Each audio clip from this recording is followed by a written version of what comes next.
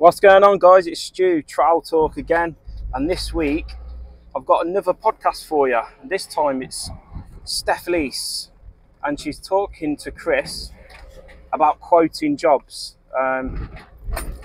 Do you guys quote using WhatsApp? Do you quote from pictures and videos using WhatsApp or Messenger? If you're not doing that, guys, and you're a domestic plasterer and you're doing sometimes small jobs, as you know, a lot of my work is small repairs, so we do a fair bit of water damage sealing, stuff like that. And in those circumstances, we can quote jobs just by looking at a couple of photos or a short video sent on WhatsApp. WhatsApp's an ideal platform for quoting because you can also attach documents and stuff like that. So give the podcast a listen. Let me know what your thoughts are in the comments, and what are some of the challenges that you're facing when you're quoting these jobs. Do you get a lot of messes? Are you getting messed about? It's one of the big issues, isn't it? We do deal with a lot of tyre kickers when it comes to quoting jobs. The STEPH talks about that as well. So it's a decent interview, well worth a listen. So again, have a listen, guys, and let me know your thoughts in the comments. Don't forget to subscribe to the channel. Take care. Fix Radio. Time to crack on. I'm Chris Frediani, joined now by the Pink Plasterer, Miss STEPH LEESE. Now, Steph, a few weeks ago, we had someone on to talk about the maths behind quoting for work. Now, today I want to talk about the quoting process from our perspective as plasterers and dealing with customers. Now, first of all, do you like quoting for work, and where would you rank it in terms of favourite, least favourite aspects of our trade? To be honest with you, it's not my favourite thing to do, but it's a necessary evil because, you know, without the quoting, we don't get the work, do we? So, but it is, used to be a bind, but now it's a lot easier. Since COVID, we can get away with doing a lot of things online, which is great for me. What have been your experiences quoting from pictures? Can you talk us through quoting from pictures, please?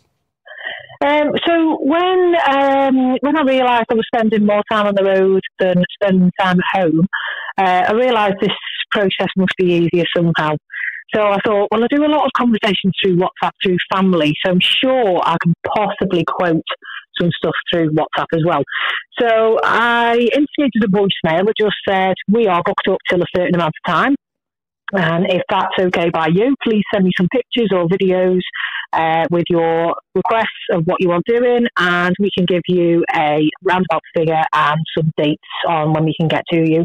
And to be fair, it sorts a lot of the driftwood, to be honest, as well, because you're actually initially saying, I can't get to you next week, but I can get to you in a few weeks' time, and I can give you a reasonable price instantly.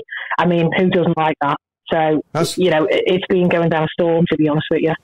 Yeah, I was going to say that's a very, very clever idea, because you know yourself, you can waste time going to look at a job, and it's basically they've put in a new door line in and they want you to make good. They don't explain it very well on the phone, can they? So, no. And then on the flip side of that, it might be massive and it's going to tie you down for 3 months. And you know, if you had photos, you could sort of. You could let them know straight away. I'd really, really like that. That's a very clever way of getting your foot in the door, so to speak. So what are the jobs where you would still go and quote in person? To be fair, anything that's bigger than a couple of rooms, we'll go and see, like whole houses, or anything that looks like there may be some remedial work to be done first, like joists and things like that. So, you know, if you've got a ceiling that's collapsed, you can't really do that off a photo. You'd be able to go and check joists and levels and whether they need another stud putting in or whatever. But initially, even if somebody sends me a photo of that, I can say, well, listen, you know, worst case scenario, you are looking at another stud ceiling, or, you know, which will cost you X amount of money. So again, you're sorting the wheat from the chaff and being able to tell people what they're actually looking at as a reasonable approach. You know, I can say to them, a 3-bedroom house currently is costing around X and X and X for a full skin. So they can say, right, okay, well, we'll get you over to look at the full house. So again, you're quantifying your needs before you're going out the door. It's great. Yeah. Yeah, no, that's very, very good good advice. What have been your experiences quoting in person in the past? Have you got any stories you can, because you've told us about the way you do it now. In the past, going round, any good stories, bad stories? You lose a lot of time going around quoting, but also the thing is, I think you're not as confident in person when you're in front of somebody working out your figures and giving them the correct number. Now, some people like to give you the chat and try to get a cheaper price out of you. I think with WhatsApp, I'm able to give me price and hold firm because I'm not being asked to knock this off, knock that off, and can you just? You're not getting that. You're not rushed. So if anybody's new to quoting, you get time to sit at home and say, okay, there's my materials. How much do I really need to earn that day to get me through my day's wage? And you've got the time to be able to do that and then go back to them and let them know what that is without feeling like a used car salesman, should we say. It is, for me, it's about being able to, look at what I might have missed on the day as well. So the things that I do is when I go round and see a quote, I take photos and videos of the actual job so I can remind myself at home when I'm typing up the quote what it is that I needed to put into that quote. Because, obviously missing a few boards here and there wasn't an issue before, but now the price rises, it is, Yeah. No, and I also like it because it's almost...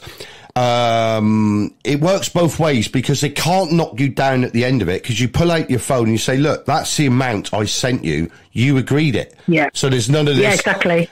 Oh, I thought you said 600 and now you want 900. You know what I mean? You've got it written down. No, that's a very, very good idea. Steph, how do you feel when a customer asks for a breakdown of costs in a quote? A bit aggrieved sometimes, but then when I actually write it down, I realise how much I am actually spending. So I always give the customer the option. If they feel a little bit insecure about the whole thing, I'll give them the option to go and get their own materials.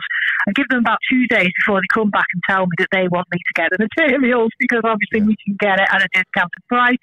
We can put it in the van. They've got to get it in a car. It's, they don't think of the delivery costs of things like thermal boards and stuff like that. So, if they're trying to get a delivery at home, they're going to be charged 25 quid by the merchant to get it to their house. Whereas for us, we're doing it for free. So it's all those things that they don't see, like if they buy a couple of beads, it's going to cost them a £5. We buy, 50 beads for 50 quid. There's a difference, isn't there? So, they work it out themselves eventually. Yeah. Because when I was a sole trader, back in the early days, I can remember doing a price. It was quite fiddly. So I said, look, I think the best way for both of us is to do it on a day rate. And when it got to the end of the job, they quibbled about my time. I was getting there sort of 8 o'clock in the morning, but I was booking from 7:30. And I said to them, how do you think the materials got from the builders merchants to your property?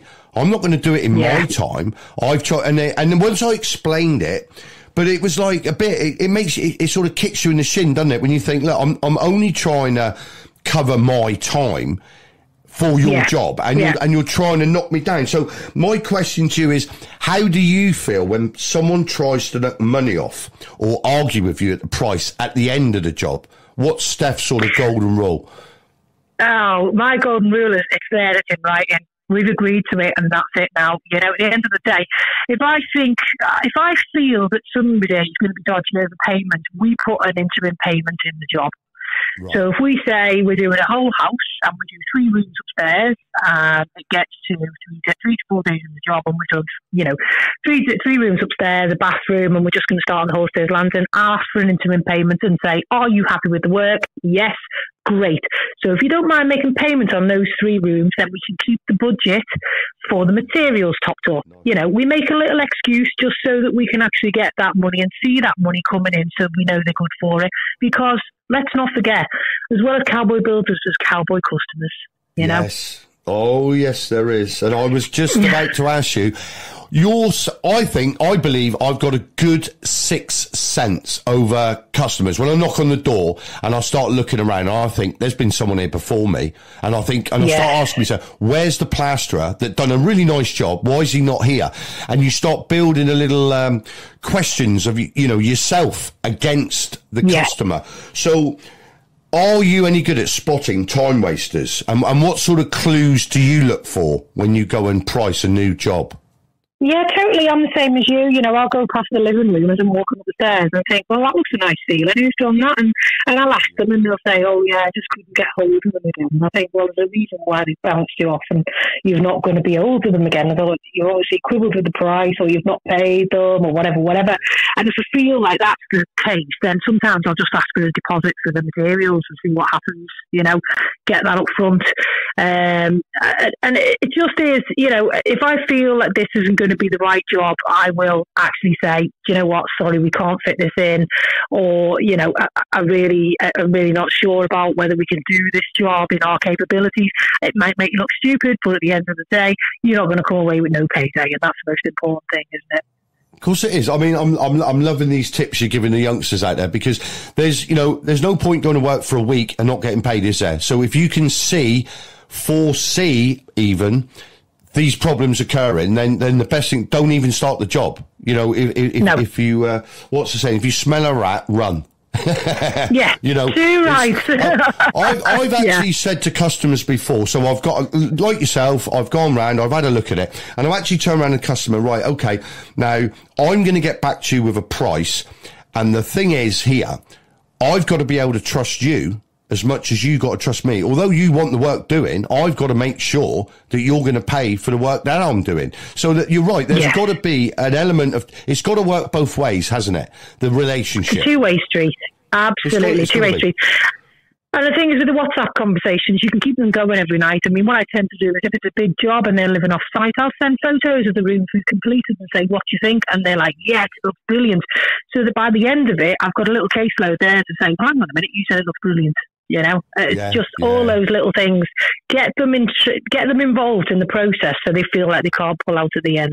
You know. Yeah. No, Steph, these are all good points. I'm loving the taking the pictures, because, you know, as you know, I've been doing this 35 years, and I still today walk in, the lads are skimming away, and I think, do you know what? I didn't see that return underside of that stairs that once felt EML. You know, when you get underside of a winder, and I think to myself, well, how did I miss that? Well, because it wasn't boarded. And then the customer says to me, well, yeah, I showed you that. And you think, no, you didn't.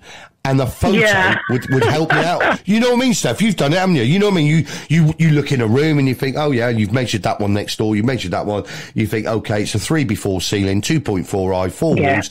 Then you go in, and then they've cut a little recess, and they've got all these little shelving that's built in the stud work, you know, like in shower. God, you think, I didn't see that. And by taking photographs, it's a good reference to when you go back to start the job. Steph, I could talk to you for absolute hours, and we are going to get you back on the show, because you are giving some top tip for the young spreads out there. I want to thank you for joining me on the Plastering show today to talk quotes. Fix Radio.